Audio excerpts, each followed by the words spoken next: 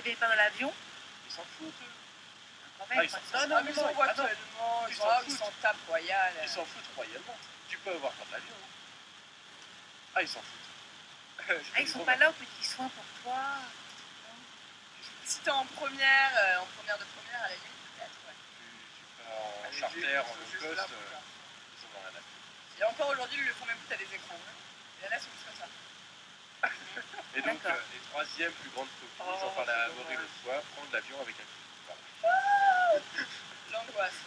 Voilà, prendre l'avion à côté d'un clown, et là, c'est la Rempli crise cardiaque de directe. La totale. Voilà, Même l'hôtesse. dans l'avion Même Zavata, l'hôtesse, tu vois. Dans l'avion Zavata, le pain d'air, là, voilà, je meurs. Oh, mon Dieu. Non, mais même moi, ça me fait pas faim. Ce genre de truc, à la base, ça me fait pas flipper, mais rien que l'avion des avatars, c'est horrible. C'est trop. Ah, t'imagines le rencontre clown. Trop. Excellent. Voilà. Bon, on passe aux musiques. Une musique, on va passer à la question sur les papas qui partent, qui missionnent. On met quoi en musique, les chatons? D'un papa des Et bah, pendant que vous cherchez, moi je vais vous parler d'un truc parce qu'on parlait des gars. Oui, vendredi 13. Yeah. Est-ce que vous connaissez le nom des personnes qui sont phobiques du vendredi 13? C'est un nom à coucher dehors. Et il me semble que c'était dans cette série de JVT qu'on avait une qui avait fait en 666 comme ça. Ou alors c'était peut-être la saison d'avant. Moi, je sais que j'en ai beaucoup joué de ça quand j'étais dans Secret. Il y en avait une qui avait peur du nombre 666, alors ça pareil, c'est un nom à coucher Ah, dehors. c'était pas dans ma saison. Alors, moi, je l'ai beaucoup Alors. mentionné, j'ai beaucoup joué avec les habitants sur ça. J'ai pensé que j'étais une sorcière. Je vous donne le nom des personnes qui ont peur du nombre 666. C'est l'exacosioiexeconta-exaphobie. Voilà. Je ne peux pas le redire. Faut pas avoir des trucs de mémoire. Hein. T'imagines qu'il y a quand même des gens qui ont trouvé ce nom. Et les personnes qui sont phobiques du vendredi 13, c'est la parascédidécatriaphobie. Oh là là. Donc, Ou l'art de s'inventer des problèmes là où il n'y en a pas. Non mais en gros, ce qui est bien, c'est qu'à partir du moment où on est vendredi 13, quelqu'un te demande pourquoi tu as peur, le temps que tu prononces le nom de ta maladie, Samedi 14. tu oublies déjà C'est que ça. tu as peur du vendredi 13 en gros. Et le vendredi 13, en fait, moi j'ai pu m'intéresser à pourquoi il y avait toutes ces superstitions autour. Et il y a plein de petites histoires. Ça fait partie de la religion. Jésus aurait été crucifié à vendredi 13. C'est faux, ça, c'est vrai. Bah, apparemment c'est vrai, vendredi 13 du mois Nissan, c'était les mois qu'on avait avant. Ça, c'est dans la religion juive, c'est le calendrier hébraïque. faire la fière. Non, c'est dans la religion juive, c'est les mois hébraïques, c'est ça. D'ailleurs, chez nous, on est en 5000 et quelques. 5768, je crois. Ouais, c'est plus Ah, avancé. vous avez de la marge, les cocos. Aussi, le dernier repas de Jésus, ils étaient 13 à table. Donc, d'où le chiffre 13 qui fait peur. C'est un nombre qui revient assez souvent, comme le nombre 9, 6, Ouais. tu vois. Ouais, John mais Lennon c'est- a vécu toute sa vie avec le nombre 8. Le 8, c'est Et l'infini. c'était un Le 8, 8, c'est l'infini. Voilà, c'est ça en C'est plus. Dieu. Ouais. C'est Il a pour rencontré Dieu. Yoko Ono, Un un 8. 8. Il a T'as eu des gens comme ça. Sean, comment ça s'appelle déjà celui-ci Sean Lennon, c'est ça. Il l'a eu pareil. Un 8. Ouais, mais là, voilà, là, le chiffre 13, on le retrouve beaucoup dans la religion, en fait. Il y a un petit fait historique qui s'est passé un vendredi 13 octobre 1307, on remonte à loin. Le roi Philippe le Bel fait arrêter les membres de l'ordre du Temple et il leur fait avouer les crimes qu'ils n'ont pas commis. Exact. Ça fait partie de l'histoire de France et de la dissolution de l'ordre des Templiers, donc ça s'est passé un vendredi 13. D'ailleurs,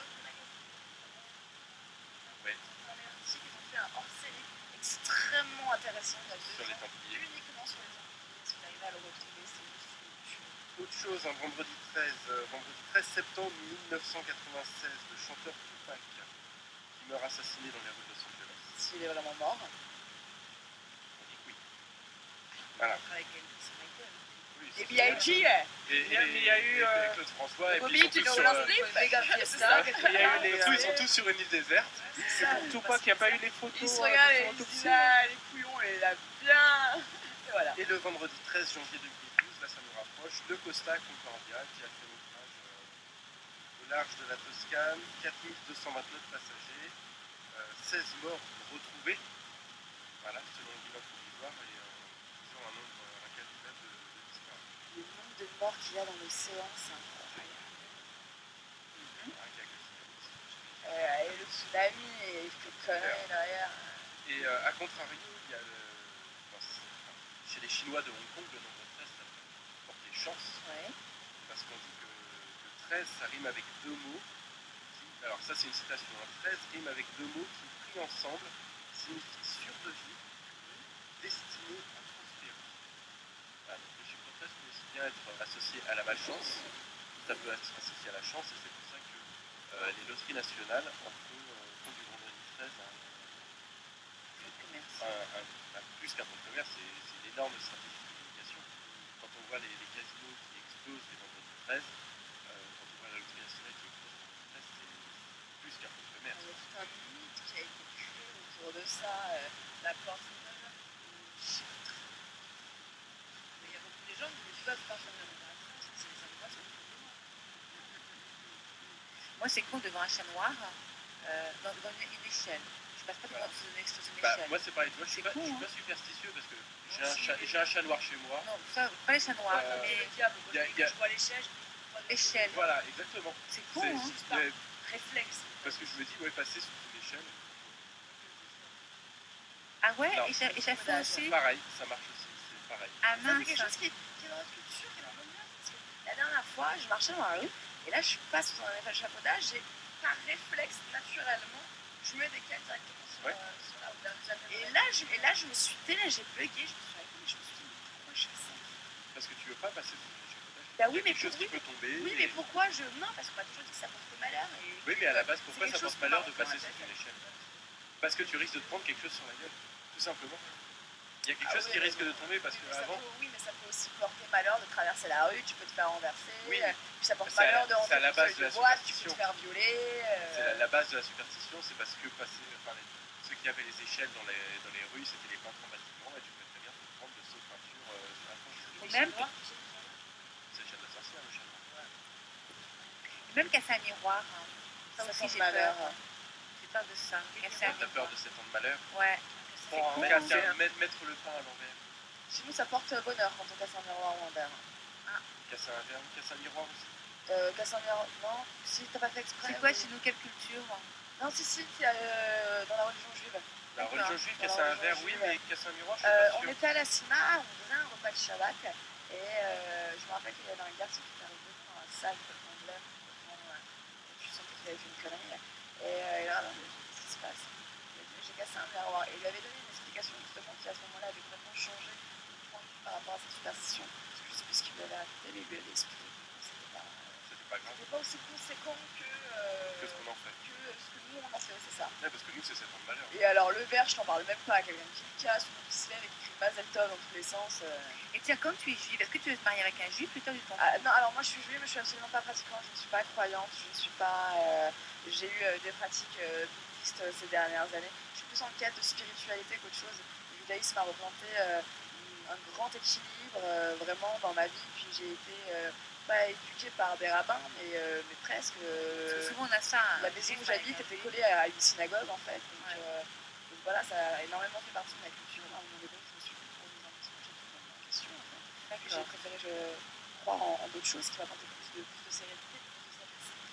Et c'est juste pour en revenir aux superstitions, est-ce que vous savez pourquoi on doit se laver la main? Vous savez, quand on trahit? Non, c'est du malheur sexuel. Quand on traquait, qu'on regardait pas dans les yeux, en général les gens avaient des bagues dans lesquelles ils appliquaient mettre du poison. Et ils en profitaient pour mettre du poison à ce moment-là. Et il fallait que les chopes en fait, le liquide passe d'une chope à une autre, pour prouver qu'on n'est pas empoisonné à la personne. D'accord. Et le pain à l'envers. Et le pain à l'envers, tout ça vient. Et le pain à l'envers, ça par contre je sais pas, alors que c'est moi depuis que je suis toute petite. Ça c'est vraiment un réflexe maintenant. Je vais sauter dessus, j'arrive dans une pièce, le pain est à l'envers. Moi ma grand-mère, je mettais le pain à l'envers, elle prenait la baguette et elle tapait avec comme ça. Je prends toujours à l'endroit. À l'endroit le pain. Toujours à l'endroit le pain. À l'endroit. En fait, ça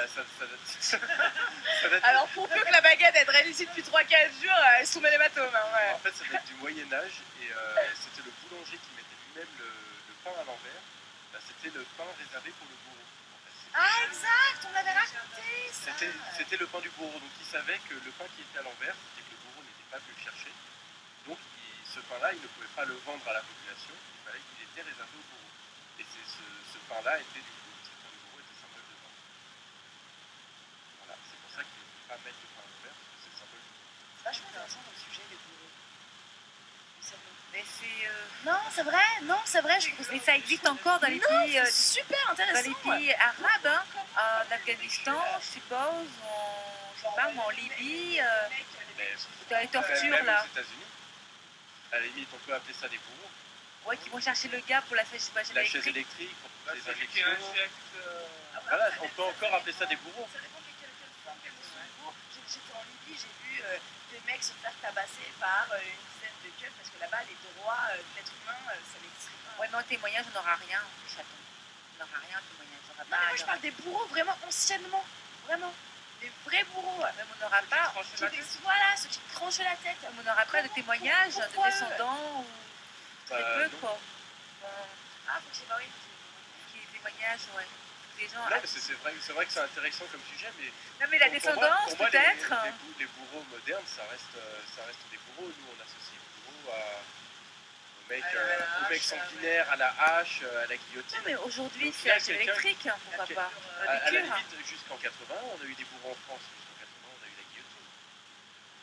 Donc, même la chaise électrique, pour moi, c'est un bourreau. À partir du moment où quelqu'un est payé pour exécuter quelqu'un d'autre, ça reste un bourreau. Oui, bah, ça reste un bourreau.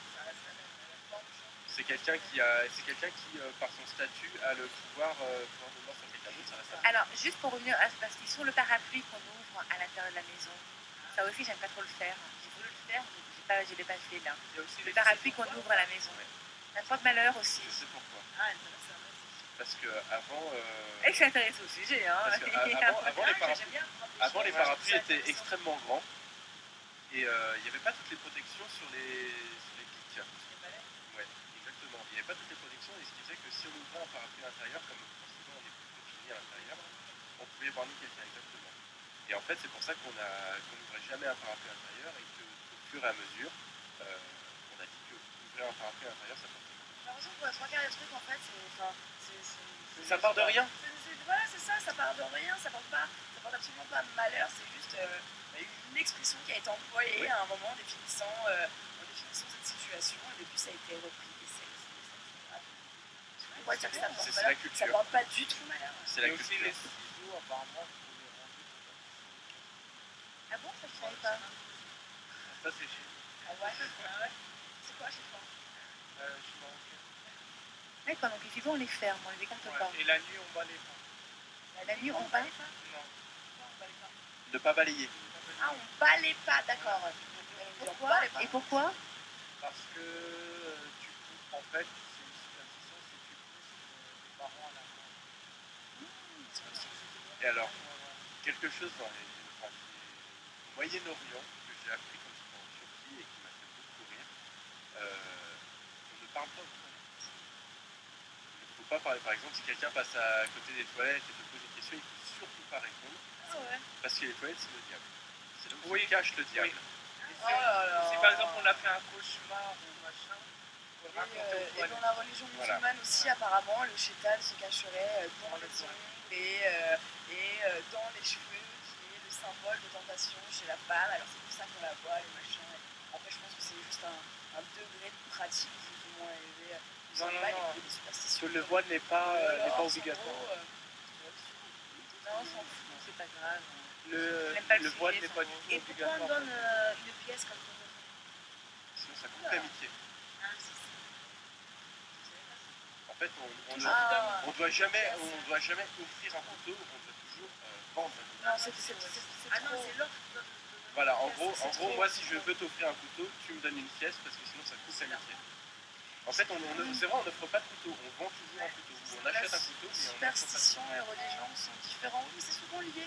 C'est lié, hein. Dans la religion, il y a énormément de